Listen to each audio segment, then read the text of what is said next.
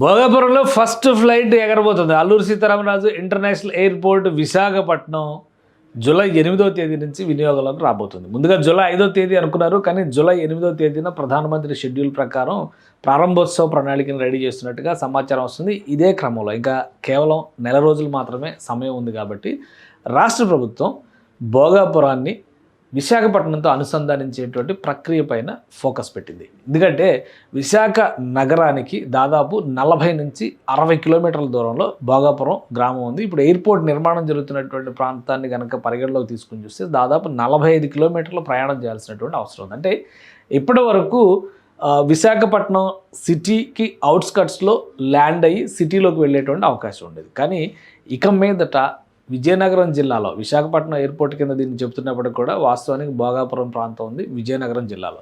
So అక్కడ నుంచి ఇక్కడికి రాకపోకలు జరగాలి. అక్కడ ల్యాండ్ అయిన తర్వాత ఇక్కడికి రాకపోకలు, విశాఖపట్నానికి రాకపోకలు జరగాలంటే పెద్ద ఎత్తున ట్రాన్సిట్ హబ్స్ని డెవలప్ చేయాలని చెప్పి రాష్ట్ర ప్రభుత్వం భావిస్తుంది. ఈ క్రమంలోనే ఏసీ బస్ డిపోలని తయారు చేసేటువంటి పనిలో ఉంది. 8 ఏసీ బస్సులు నడపాలని కూడా ఆంధ్రప్రదేశ్ ప్రభుత్వం డిసైడ్ చేసినట్టుగా సమాచారం ఉంది. అంటే ఇక్కడ ప్రధానమైనటువంటి అంశం ఏంటంటే రాకపోకలకు అనువైనటువంటి వాతావరణం కనిపించడం. ఈ సర్వీస్ని ఎయిర్పోర్ట్ ప్రారంభోత్సవానికంటే ముందరే ప్రారంభించాలని ఒక 8 ఎలక్ట్రిక్ ఏసీ బస్సులు connecting to Koramannagudem to Bhogapuram airport అనమాట.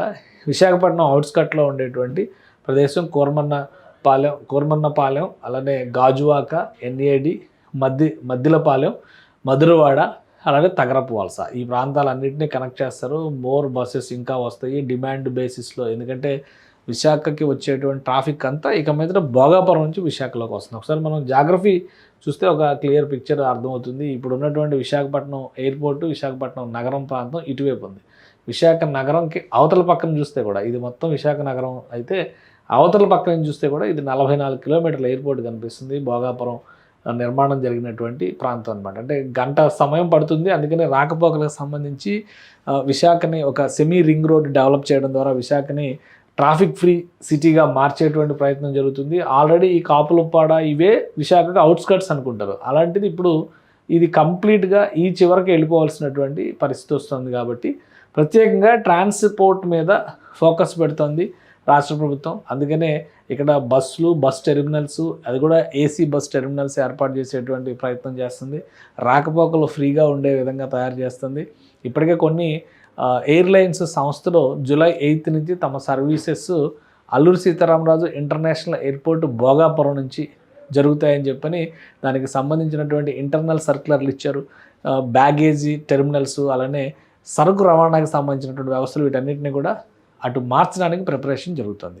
కేవలం 40 రోజులు మాత్రమే సమయం ఉంది.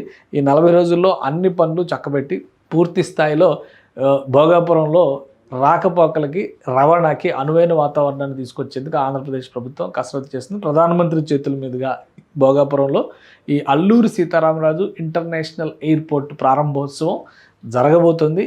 అది ఒక నూతన అధ్యాయానికి, విశాఖకి, ఉత్తరాంధ్రకి ప్రపంచపు ముఖద్వారంగా మారేటువంటి అవకాశం ఉన్న ఎయిర్పోర్ట్ అవుతుంది. భవిష్యత్ అవసరాలను దృష్టిలో పెట్టుకొని చేసినటువంటి భారీ నిర్మాణం, భవిష్యత్తులో విస్తరణకు కూడా అవకాశం ఉన్నటువంటి నిర్మాణం.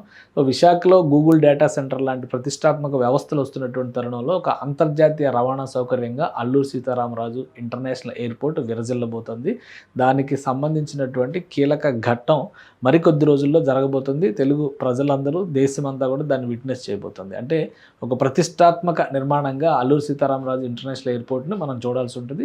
రాబోయేటువంటి రోజుల్లో అక్కడి నుంచి జరిగేటువంటి ఎయిర్లైన్ సర్వీసెస్ కూడా డైరెక్ట్ కనెక్టివిటీ ఉండే విధంగా, ఇప్పుడు మామూలుగా సింగపూర్, మలేషియా లాంటి దేశాలకు ఉన్నాయి, ఇంకా అన్ని దేశాలకి రవాణా రాకపోకలు ఉండే విధంగా పూర్తి స్థాయి ఇంటర్నేషనల్ ఎయిర్పోర్ట్గా దాన్ని అభివృద్ధి చేసే విధంగా ఆంధ్రప్రదేశ్ ప్రభుత్వం ప్రణాళికలను ఎప్పటి నుంచో రెడీ చేసుకుంటుంది.